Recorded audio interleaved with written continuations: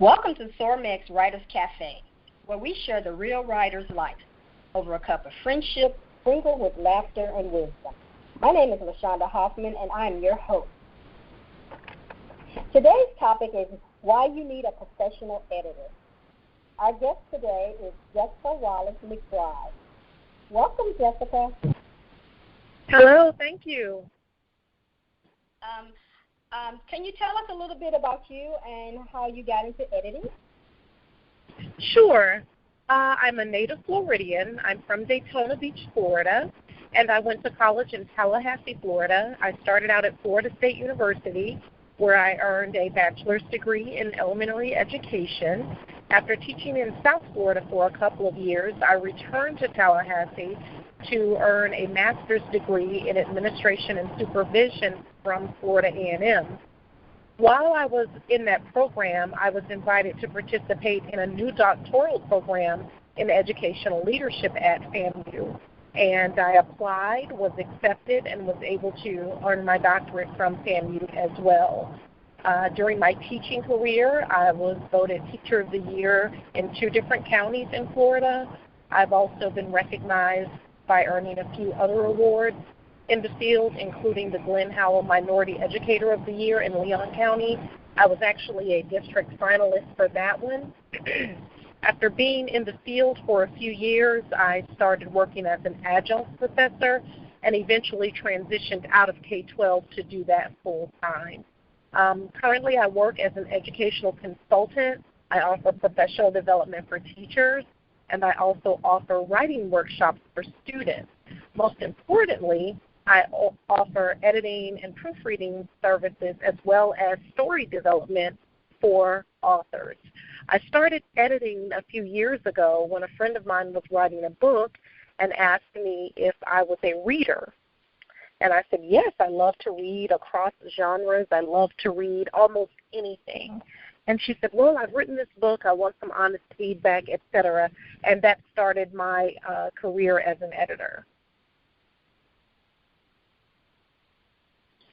Wow, you have done a lot of different things. I have much respect for teachers. I think that's one job that they underpay and very important to our society. And I don't think nobody understands that the people who go to school and teachers. But thank you for being here. It is the toughest job I've ever had. If you're doing it well, it's not easy anywhere. It is so important, and it is so difficult when you're dedicated to meeting the needs of each student whom you come in contact with. I really hate to see great teachers leave the profession because of the lack of support, the lack of respect, and the burnout.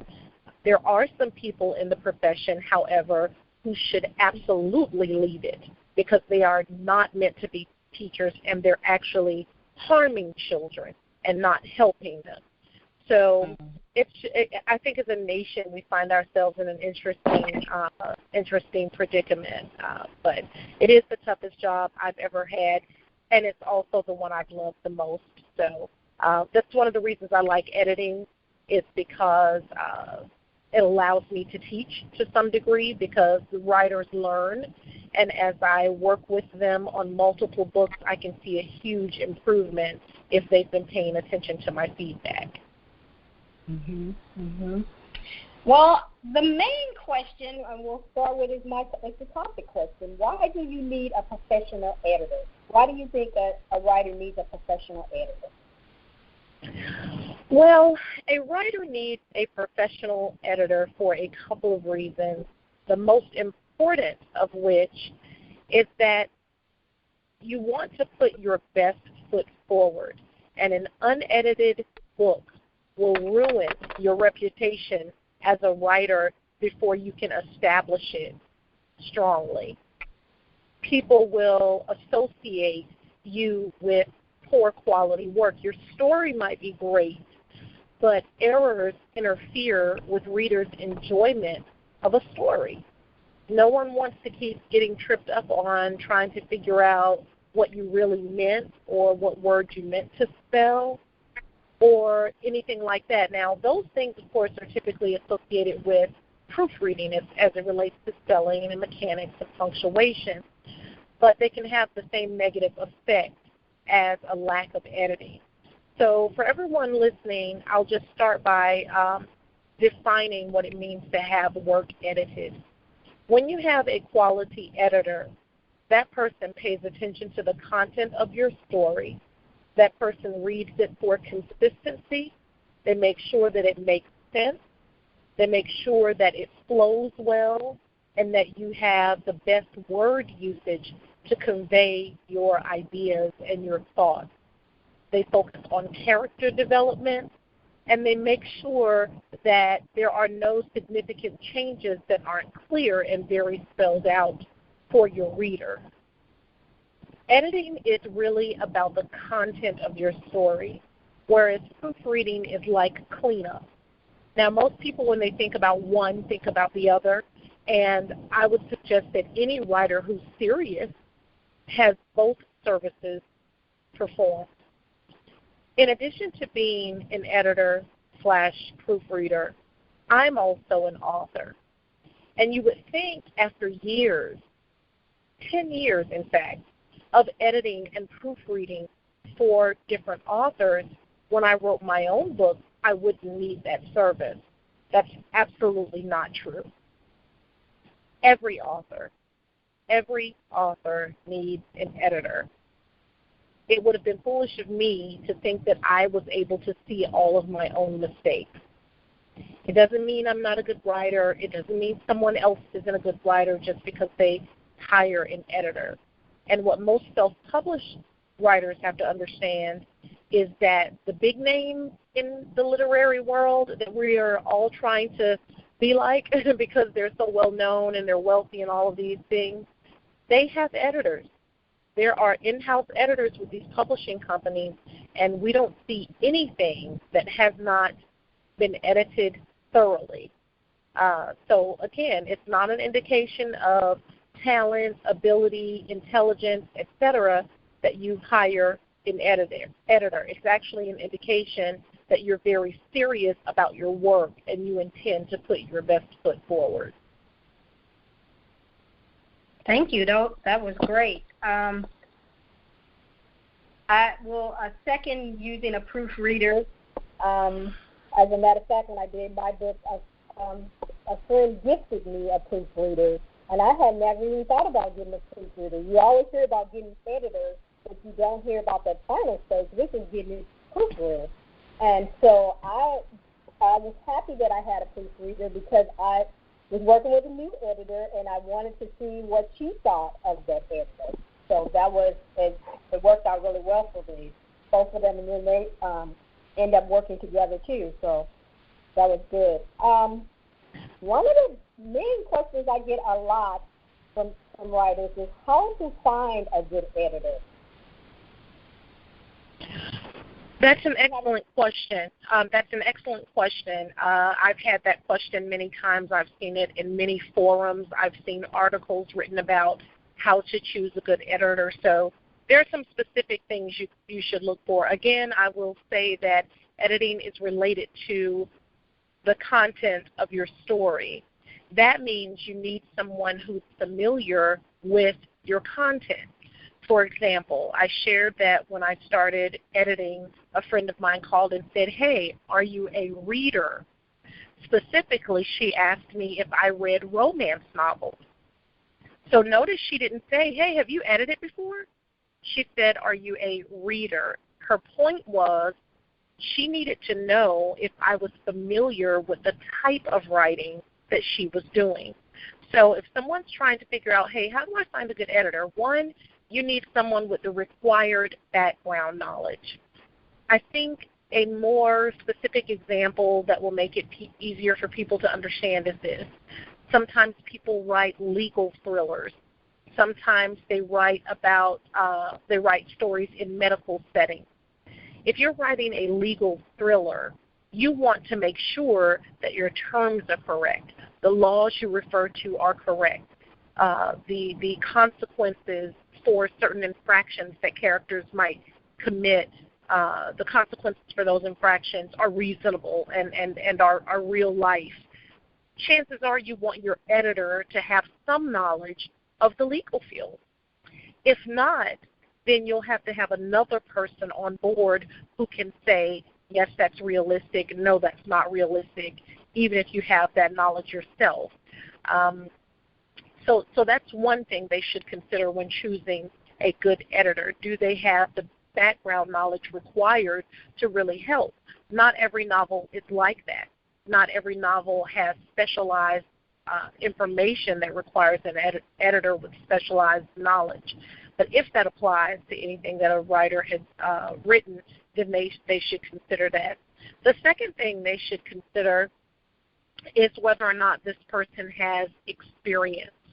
They should have some kind of track record.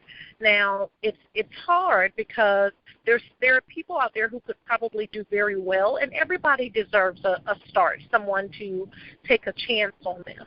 But writing is such a personal expression. You just really want to be careful about who you hand it off to. You want to always check references, because I can go online and say, oh, yeah, I have this, I have that, I've done that. But you should be able to check references for your editor. So that's the second thing. The third thing is you should choose someone who's very accessible. You don't have any trouble reaching them. They respond to email messages. They're willing to talk to you by phone. They will do more than proofread. Okay, so there has to be some dialogue to make sure that the services being requested are really understood. Because as you said, most people hear editing, they think proofreading, or they think both together. There are people who offer only editing and expect you to have your paper proofed somewhere else. There are some people who offer proofreading services and they're not focused on your content at all. And then there are people like me who offer both. So they need to be really clear in what the expectations are. So I would say when looking for an editor, those three things are the strongest and the best ones that a writer should look for. Thank you. That's really good. I can't talk tonight. For me, that I had to find somebody that specialized in doing editing for nonfiction. Most people that I knew did fiction, and so I had a hard time finding somebody who did nonfiction. And finally, I did find someone they had worked with nonfiction before, because it's nothing like fiction. So you have to have somebody that understands, the formatting of it and everything, and how to make sure that it's coming across right.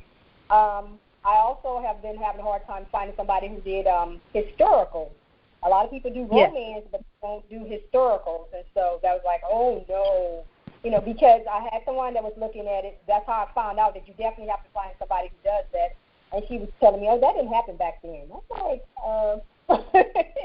the first question I asked, and she's like, well, no, I don't. And then, okay, no, we can't work together because, she offers to do it for me, but I was like, no, I need somebody who understands historicals, because you're just going to keep telling me that stuff that I put in here is wrong. So definitely. Exactly. That's another excellent example, because you have to be really, really knowledgeable in an area if you're going to do that for a person. And I appreciate an editor, a proofreader, anyone providing any service at all who's willing to say, I'm sorry, I can't do that for you. Just be honest. I'm not going to claim that I can edit anything. Anything, just give me anything and I'll edit it. There are people who've approached me about post-apocalyptic apocalypse. I'm sorry. I caught what you have. I can't talk tonight. Post-apocalyptic writing, sci-fi, and to some degree, the creative part of that, yes, I can help with.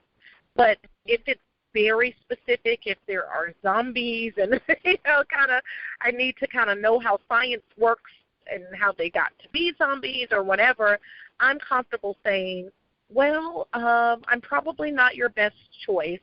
you're going to need someone who knows this, or you're going to need someone who specializes in that or has experience in this.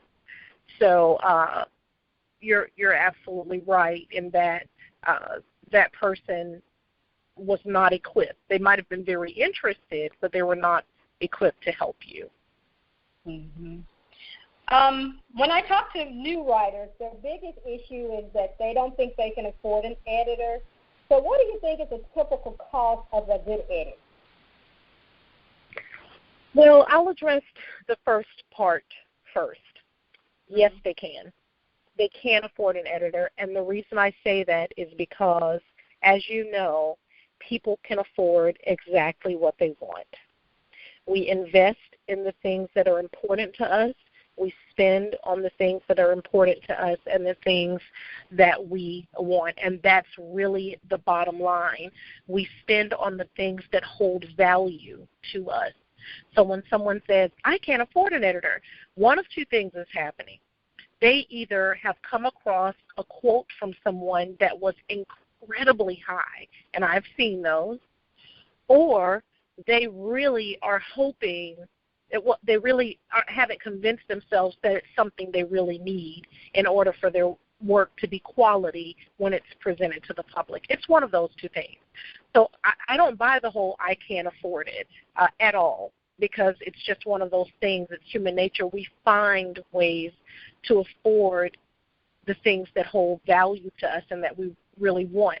As an example, I will say this for all of the parents who may listen to this. There are few things your child could come to you and ask for that you won't do everything in your power to give them, especially when they're deserving children, they're working hard in school, they're respectful toward you. All of these things, there are very few things I can imagine that a parent won't go out of their way to give their child. So when I hear I can't afford it, I'm trusting that you can. Now, if you're really that absolutely down and out and honestly can't afford it, you need to put your book on the shelf, save the file, whatever, until you can.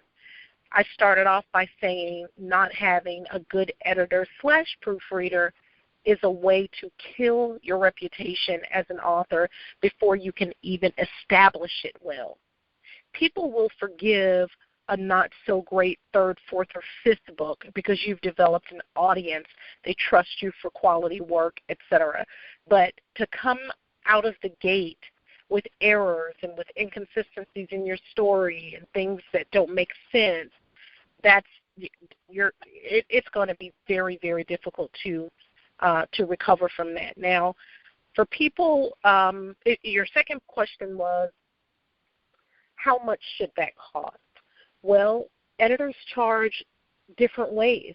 Some people might charge a flat fee. Other people charge by the word. I've seen people charge by the page, and then I've seen some charge by the hour. I prefer a rate that is concrete enough for the author to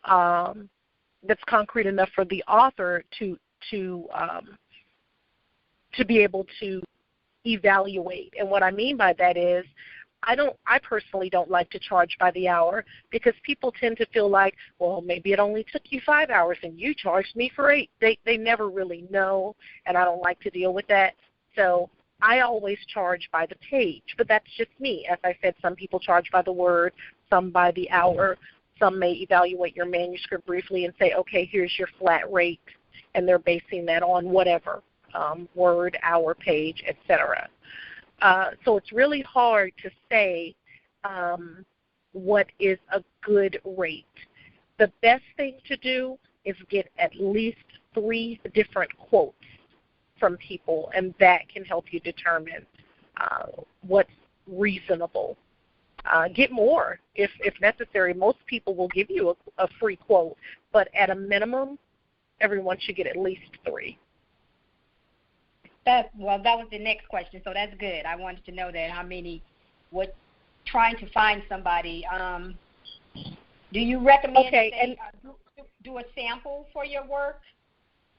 Well, and let me go back to how to do that, because I know it's hard. It's kind of like you type in editor in Google and you get 1 million, 10 million, So I get that it can't be that. If they have a favorite author, if they know someone else who's independently published and they like their work and it's really clean and it's error-free, they might just want to check out their book and say and find out who did their work. That's one way to kind of narrow it down from the millions of hits you're going to get using a search engine. If it's a more popular book, same thing. Usually it's either going to be in the acknowledgments where an author thanks their editor, or they're going to be able to find the name of the person somewhere else in that book. If it's not in the beginning with the copyright and that kind of information, then it's likely going to be in the acknowledgments. So that might help that person narrow it down. If they happen to know any independent publishers, even if they aren't going to publish with those publishers, they can still see what kind of connections that they have. Thank you. Those are some excellent tips. I know I will come out and say that I was one of those people who said I couldn't afford an editor. And mainly it was because I was from old school. You submitted your book to the publishers, and they did the editing. It wasn't you need to get a professional editor if you're submitting something to a publisher. But over the years, things have changed, and a lot of publishing companies are cutting back on the editing they want. They basically want you to submit an almost perfect book. And so, I had to wake up and realize that if I really wanted to do this as a career, I had to invest in myself. And that meant buying an editor and having somebody, look over my story and make sure that it's almost perfect so I could submit it. And so for those out there who say they don't have the funds, you have it. You can give up. I'm not a coffee drinker. So I had to give up my Doritos for a couple of weeks, and give up something, and put it aside until you have the funds to pay for it. If you can't invest in yourself, you can't expect somebody else to invest in you. And so you should be the first thing. So I take that from a lesson learned in the LaShonda's history of writing. Yes, and it's all about learning lessons. That's just what it's about. It's just all about learning lessons. We've all had to do it. We will all continue to do it, and it's a part of the process, and that's okay. But nothing. I don't know anyone who invested nothing and got some great return. It doesn't happen. So, that doesn't mean that any price someone quotes you just have to pay it. Oh, I'm investing in myself. No, get several quotes. Some of them might do a sample. I always do. I always do a sample read, and then I can say, hey, okay, here's my fee. And I respect people who may choose to not enter into a contract with me. That's okay. It's not personal. And as a writer, I really do understand the other side of it. That work is your baby. You literally gave birth to it. This great idea inside you, and you're submitting it to someone else for them to tell you everything that's wrong with it. But at the end of the day, it is so that you can really, your baby can really be the best baby. That's what it's about at the end of the day. That goes right into a question I have from Regina Bryant. She wanted to know how to navigate between an editor's suggestions and your own voice. Okay, excellent question. A good editor will not change your voice. A good editor will absolutely not do that, okay? It should still remain your work. If your voice has been changed and they've made it theirs, that was not a good choice of editor. So that's just one of those things you have to look for. You may be able to determine that based on the feedback from a sample read if they're willing to do that. Now, I heard one author explain it best when people were saying, well, when I get this feedback from my editor, do I have to do it all? So here's how she explained it. It depends on how the money is flowing. So if you have a contract with a publisher and they're paying you, then their editor is not making suggestions. Their editor is telling you what needs to be done because the money's coming to you. If you are paying someone and the money is going out to them, then everything they tell you is a suggestion. Ultimately, you get to decide what you're going to do, what you're not going to do. But, again, to pay for that service and feel like you've chosen well, and then to ignore the feedback and the advice, that would be problematic. So it just really goes back to making a good choice and being comfortable with that choice. Mm-hmm. I've had people who have, I had someone tell me that her editor told her that she was talking above her reader's mentality. And she was talking above her reader's mentality. She should bring it the level, her voice down to maybe an 8th grade level versus a college level. Absolutely not.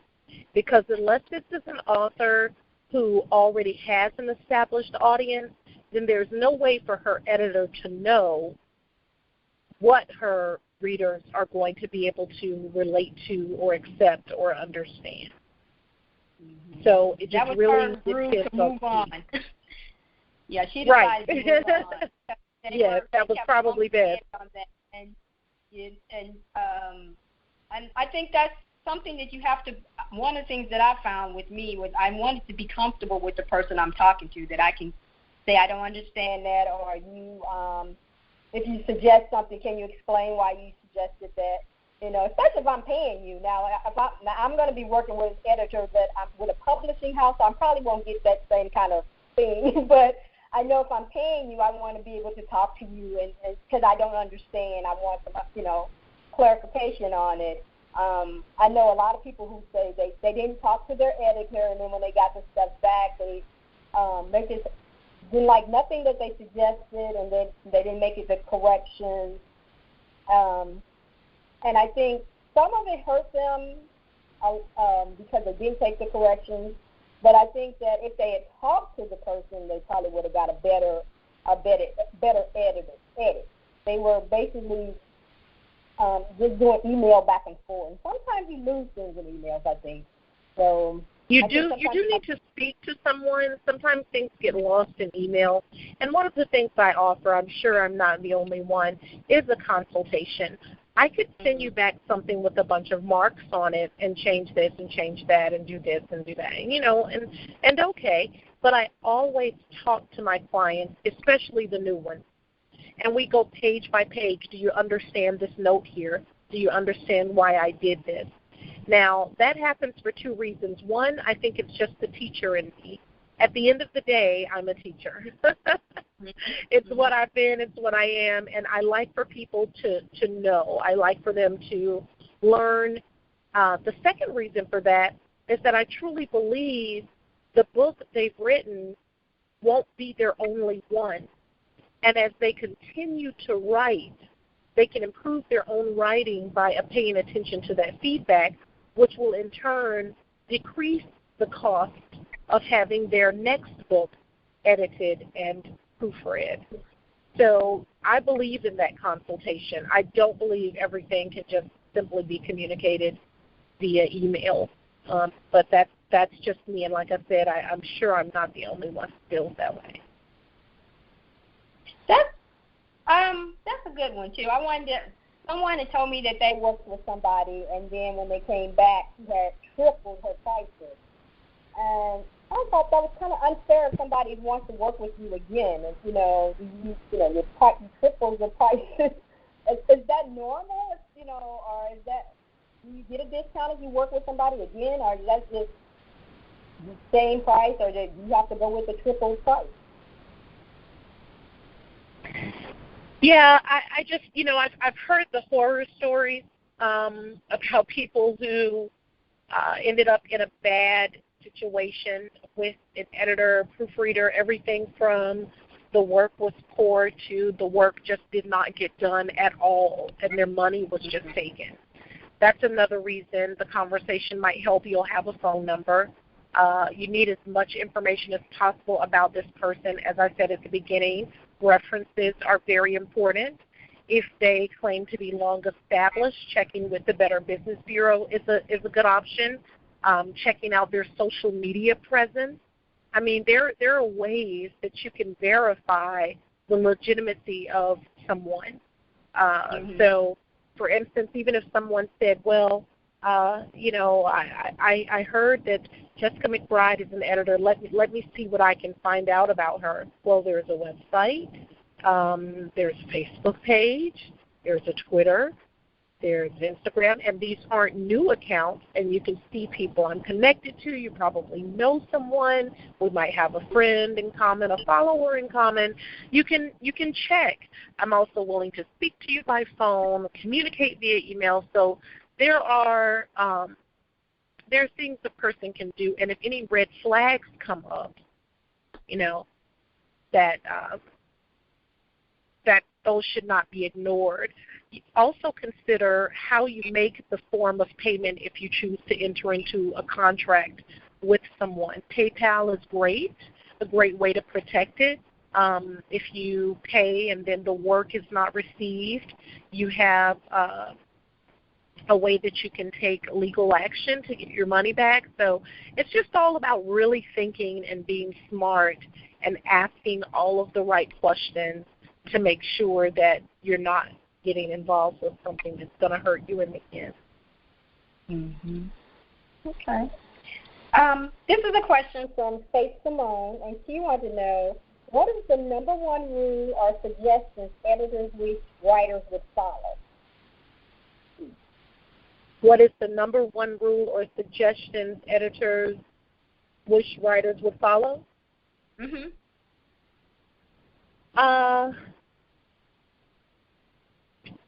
You mean once they're already maybe in a contract agreement, or just in general? Do both. That sounds interesting. Okay. Well, one, every editor will tell you to get an editor. I'm not even suggesting that it's me. I don't care if I meet anyone and they've written anything that they want to make public. You have to have someone check it. I'm an editor, and I have an editor check my work. You can't see all of your own mistakes. It may be so minor, but you will still feel good knowing that even the minor errors have been corrected. So I think generally speaking, every editor will say you have to. It's not an option if you want to be taken seriously as a writer. It's simply not an option. And again, not an option to not get an editor. It should be treated as a requirement. Again, you don't want to kill your reputation as an author before you can even establish it well. Now, once they're under contract, what I think editors would say to people is take the feedback. Take the feedback. It's not personal. The goal is not to hurt you. And if we feel like we have to walk on eggshells or have to defend the feedback during the consultation, etc., it's just not worth it. You've wasted my time because I put a lot of work into helping you make your book the best it could possibly be, only for you to angrily ignore my comments and corrections and still publish it. It looks really, really bad. And then as a second thing, this is the thing that's absolutely not required, but just like everyone else who's been a part of your process, editors appreciate being recognized, even just in the acknowledgement of your book, just being recognized for their contribution to your process. And that's about it.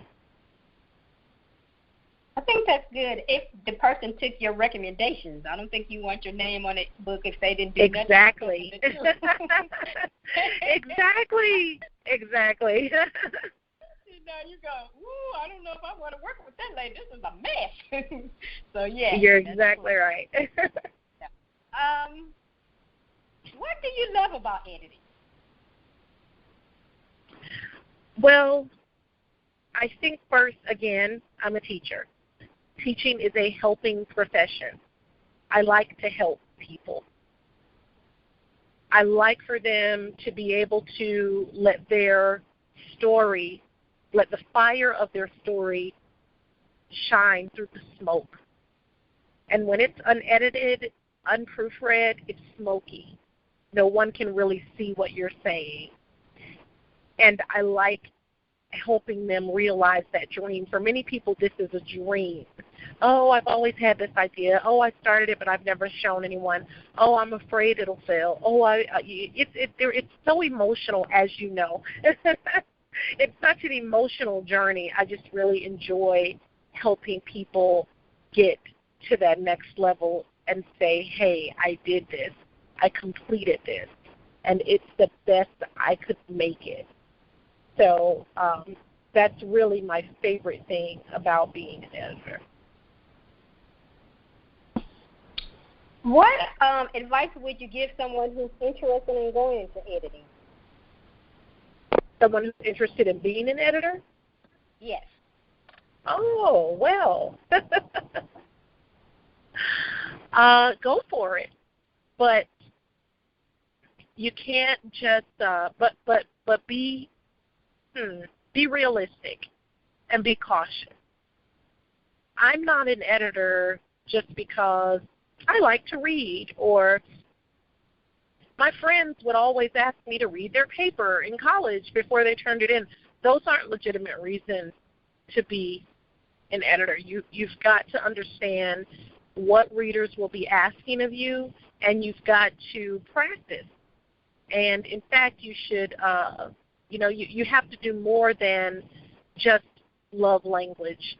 For instance, there are many English majors who probably can't be editors, in large part because they may struggle to leave an author's voice in place, and not let their own override that. So I would say if you want to be an editor, look at some of the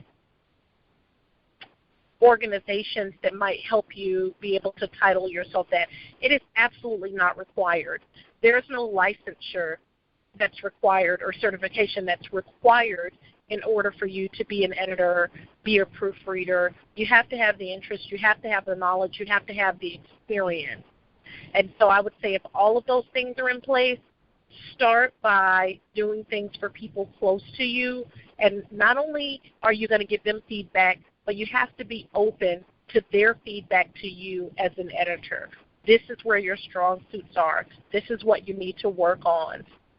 Your work was good, but your attitude was bad, or you have to learn how to give constructive criticism in a positive way, etc. So I would say just get started with people close to you, and also when you're done, ask them for their honest feedback and let them know that your goal is to turn this into either a main profession or a side hustle.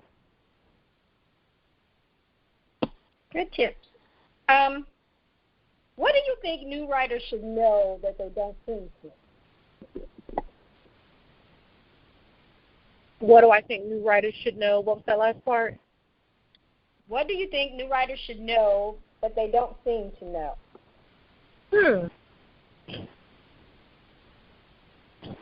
New writers have got to know that even though they feel like that idea just came to them directly from God, and it very well may have, it is not perfect. It's just like being in a relationship. You may be with your soulmate. You may be with the person God intended for you to be with, but it's still not going to be perfect. Hopefully the problems will be minimal. But new writers should understand that feedback on their work is too perfected. It's not going to start out perfect. They also need to know, especially if their goal is to self-publish, that there are only a handful of people who've actually experienced that level of success from self-publishing. They self-published, they sold so many copies, the publishing house came along and said, oh, we love you, here's all this money. Out of the millions of books on Amazon that are self-published, that has happened for fewer than 10 people, likely fewer than 5. So they should be very realistic in that expectation.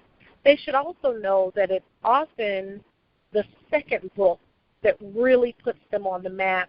And when that book is great, people go back and say, oh, there was another one before this one, and all of a sudden their first book is popular, more popular than it was upon its first release. So those are just a few things that I think new writers should understand. Thank you. What advice would you give writers for how to best improve their craft? Practice, practice, practice. And someone has got to give you feedback on your practice. It may cost, it may not. Sometimes there are community classes that are offered related to creative writing. Sometimes there are community-based courses that are offered related to writing a novel. And I don't mean college courses. I just mean maybe a series of meetings, maybe 3 meetings in all or something like that. But there's so many people who want to write that some of those things are very common depending on what city you live in. Also, they might consider just joining a writer's group where they share their work and get feedback from each other. There are meetups that allow for that, and if a group doesn't exist, they may want to be the one who actually starts that. But they should get comfortable. New writers should get comfortable sharing their work. Now, that requires trust, not just because people are going to give you feedback and it might hurt your feelings a little bit if it's not, if your work isn't flawless, but also because some new writers are concerned that people are going to steal their idea. So I get that you want to be very cautious about everything that you do and who you share it with, but you've got to establish a circle. Doesn't even have to be a big circle, but a circle of people who you feel comfortable with, who you trust, who are not going to steal your idea, and who are going to give you honest feedback. It also pays to be receptive to that and know that people aren't trying to be dream killers. When I have to say to someone, this book is not ready for publication, it is not my intention to kill a dream. It is only my intention to say, hey, not yet. And here are the steps that need to be taken in order for you to put your best foot forward after the hours and days or even months or years that you've put into this work.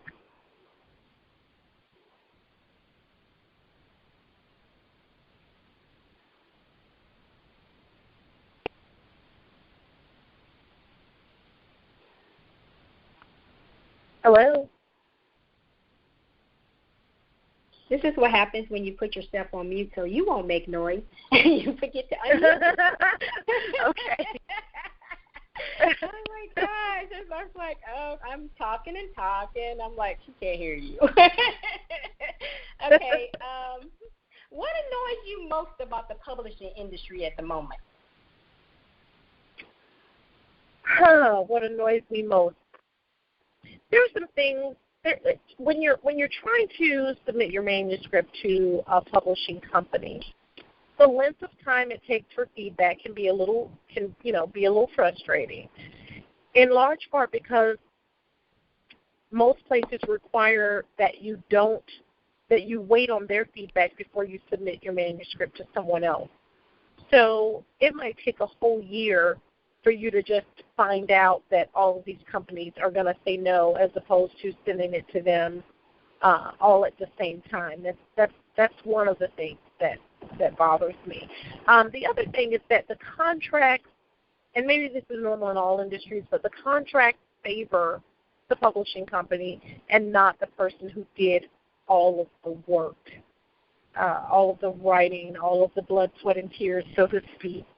So that can be a little irritating because the contract will ensure that they are okay as opposed to being fair to the writer. Contracts can have different terms, of course, so I would encourage everyone to read very carefully and not get caught up in the excitement of, oh my goodness, they're offering me a contract. You really have to read to see if that's one you want to enter into. But those are my frustrations. Now in the self-publishing world, I think not we all, but many people I've heard say they have this frustration, and that is that it's so unregulated. And as awesome as so many self-published authors are, there are a few who throw out garbage, and they kind of hurt the whole reputation of self-published authors, making it almost seem like a group of second-class writers, which is absolutely not the case. There are quality writers out there who just either aren't even interested in going with traditional publishers, and I've read a few things about that, or some who simply got frustrated with the process and just didn't pursue it as an option. But that's pretty much it about what I would say about my frustrations related to the industry. Okay. What's one thing that makes a manuscript stand out to you? If I can tell that they've really taken the time to add detail and really, really develop their character and their storyline. It doesn't have to be perfect, but I can tell when they've taken that time. I can usually tell within the first few pages, but I usually give it a chapter at least, and I can tell from that. And that's what makes it stand out. I can tell when I'm going to just enjoy it as a reader, although I'm working on the document. Okay. What is one mistake you often see beginning writers make?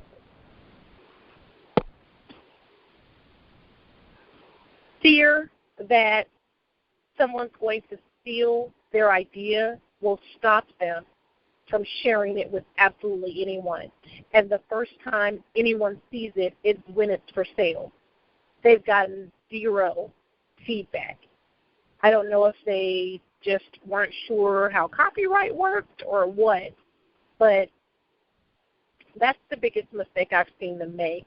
And then when the reviews start rolling in and they're horrible, they try to blame that on the readers. Oh, people just hate on you.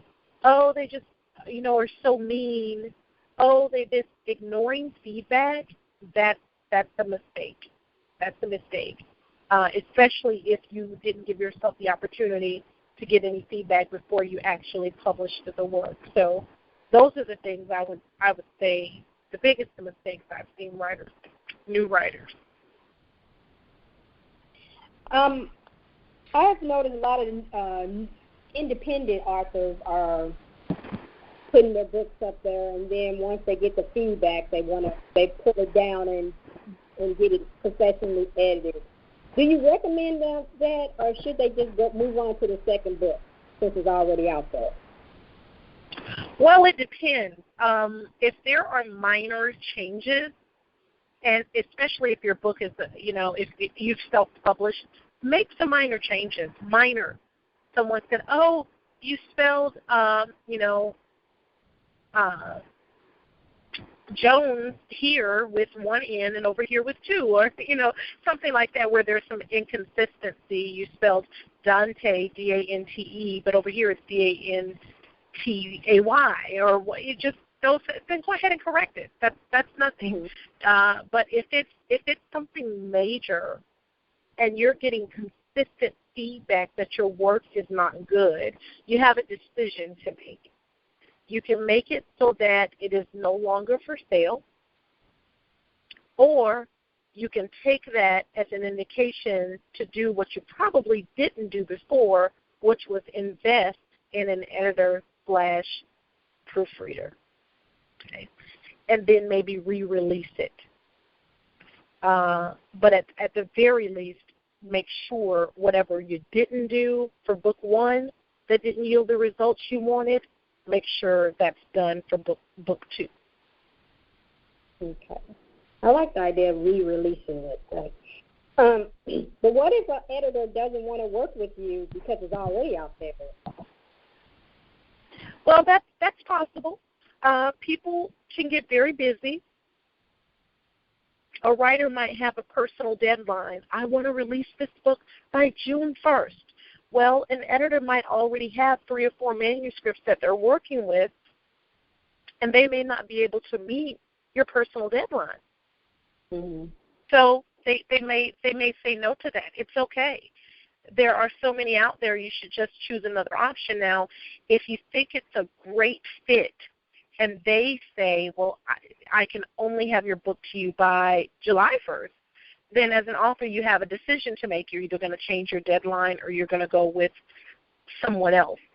I've had to say to people, I can't do it, in large part because their manuscript required so much work, and I simply, 2 things. I, A, did not have the time, and B, I knew that it might be cost prohibitive, even if I did have the time, because of the level of work that their manuscript needed. I've seen excellent work, not just excellent story ideas, but I mean really excellent writing. And I've also seen writing that would almost require that I was a co-author. That's how much work it would need to make sense and be publishable. I'd have to almost rewrite their entire document.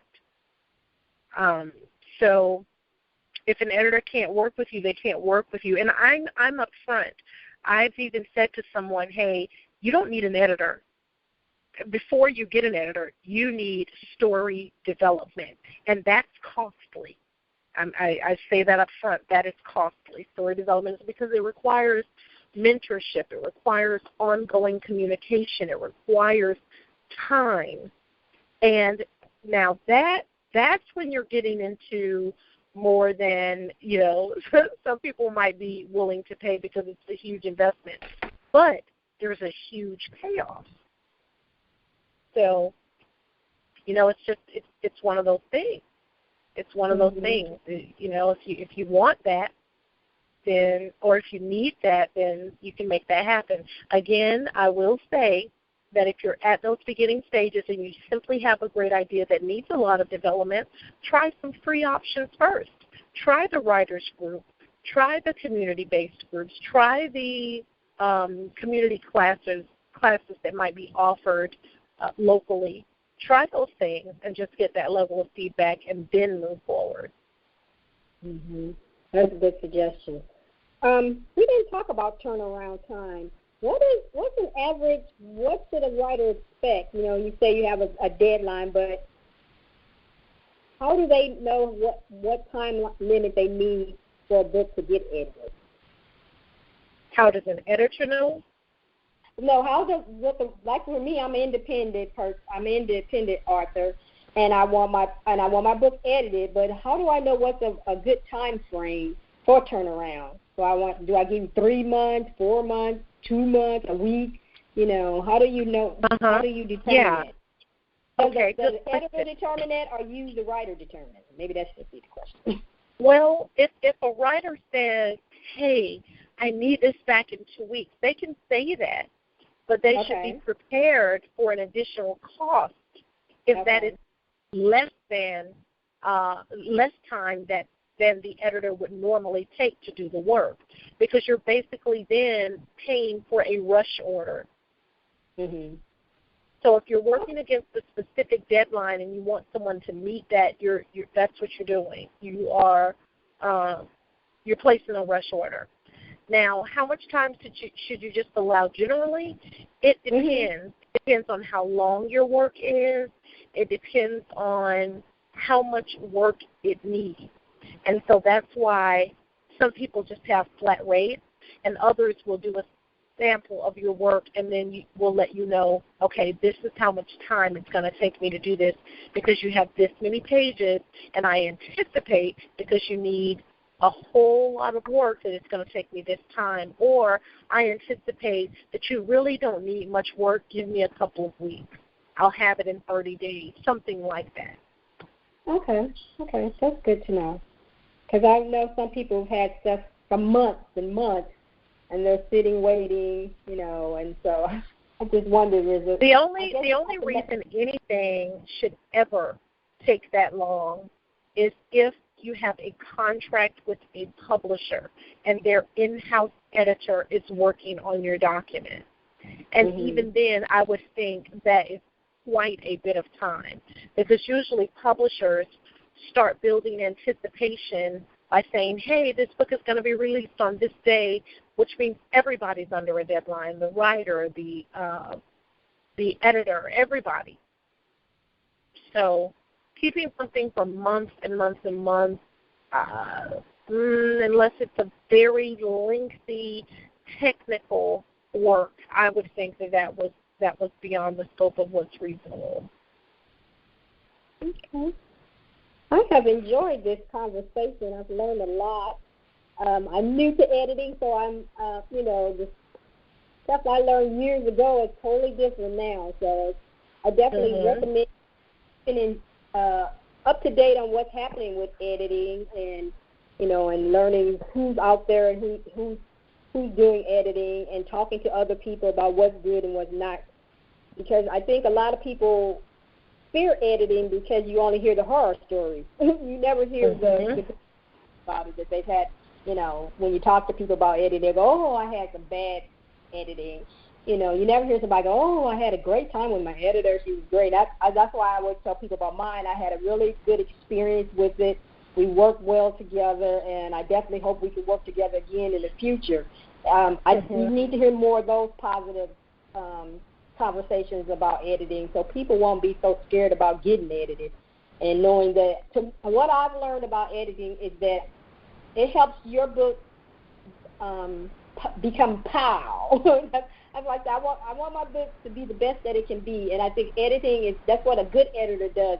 It takes your book from being bland to being amazing, and if you don't feel that way about your book, then the readers aren't going to feel that way. So you want the best. I want to present my best baby. She got all the best clothes on and everything. So that's how I feel that editing should do. It should help you move your book up a notch, versus it just being the same as when you submitted it to them. So thank you so much, Jessica. I really appreciate you sharing your editing wisdom with us tonight. Is there anything you would like to say to close us out? Did you give your website? You said you have some books. Tell us a little bit about your book. Okay, well, I do want to say thank you for including me. I love sharing what I know with people, and hopefully someone will be helped by this information. Yes, I did say that I'm an author as well. I wrote a children's book with my husband a few years ago. It's called Oliver Vance, Pull Up Your Pants. And it's been a great experience just with our very first book. We even have a music video that goes along with it. So if you search Oliver Vance Dance on YouTube, you can see the music video that goes along with our children's book. About a year ago, I wrote my second book, which is called Almost a Statistic: The Remarkable Story of Doctors Vicki and Wallace McBride. That story is actually about my husband and his mother and their life together up until the time they made history as the first parent and child to earn their doctorates from the same school on the same day. So there has been an incredible response not only to the book but to their story in general. It's just been amazing. And then my third book, interestingly enough, this is the only one that's published electronically only. The other two are available electronically as well as in paperback. But this one, even though it's my third book, it's the one that convinced me not only that I could be a writer, but absolutely should. because it is the story of how my husband proposed. And the title is The Greatest Proposal on Earth. When he proposed and I shared how he did it on our wedding website, the response to it was incredible. I mean, it was overwhelming. People were sending us messages, calling us, posting on the website, text messages, emails, all kinds of things, just talking about how much it moved them, and they felt like they were right there with us during the experience. And so what that confirmed for me was that I was able to write in such a way to allow people to feel that very deeply. They laughed, they cried, they were just so moved by the experience, they felt like they shared it with us. So even though it was my first piece, so to speak, I didn't publish it until the 3rd anniversary of the proposal, which was just last month, February 2016, February 2016 was the three-year anniversary. And as I said, it's just a short read. It's about 11 pages, only available electronically. So those are the ones I have out there. My next book is a novel. It's called What Looks Like Love. That's the title. And that's going to be released a little later this year. That's good. I look forward to reading that. I like that about the proposal. I actually think I've seen pictures of your husband and his mom. I thought that was cool. You probably did. That was one of my dreams, was me and my mom to graduate together. We went back to school together and took some classes, but she passed in 2011, so we didn't get to fulfill that. But I told her I'm going to graduate for her. So one day. That is wonderful. Yeah. So I want to say thank you for our listeners. Thank you for listening to the StoreMag Writers Cafe. If you enjoy this podcast, please write a review and share it with a friend. This is LaShonda Hoffman, and I will see you on the next.